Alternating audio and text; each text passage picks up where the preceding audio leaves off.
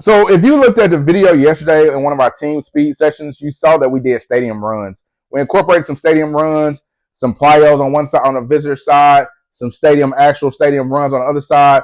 And when you're doing those things, those type of things, regardless of where you are in the world, you cannot sprint or do a high intense effort as far as a stadium run goes. And so that's one of the things that we will incorporate whenever we're not doing direct timing or we don't have a speed day. Now, what's the difference between having a speeds day or having a more less, for layman's terms, let's go say more endurance focused day? So a lower intensity day. I just gave you the answer. If you were paying attention, is speed requires high effort or high intensity, which means that you will have less reps and less volume versus when you're going lower intensity, you can go a little higher volume. And so the way that we incorporate speed or performance training on those days is we will do more change directions based training. If you can see the other day, we'll work on technique there, or we'll detail out steps, we'll detail out what we want to see, because the change of direction training is going to take less effort than high speed or pure linear speed training anyway. So think about it like this, right?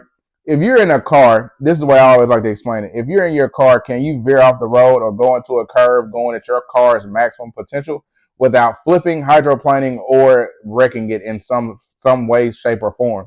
You cannot. And so with change direction, you're automatically going to lower that intensity because you cannot go. I've never seen, in my experience, I've never seen anybody do change direction drills at 100%.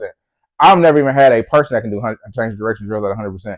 Now you learn to vary those intensities, but you cannot run those things at 100%. And so that's basically what we did yesterday. And so I wanted to make a video to kind of explain and expand on that point of like your volumes, intensities, and what you can do on those days whenever you go in different directions and different paths.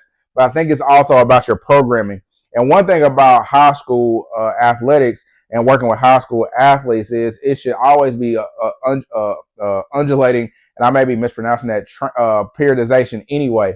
So you have to be very flexible on what you want to do and what you want to see, and then know what you want to see expressed in that day.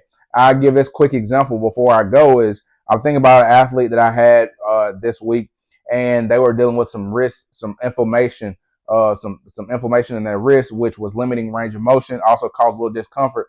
But on the pain scale, it was low enough that we could still work through it.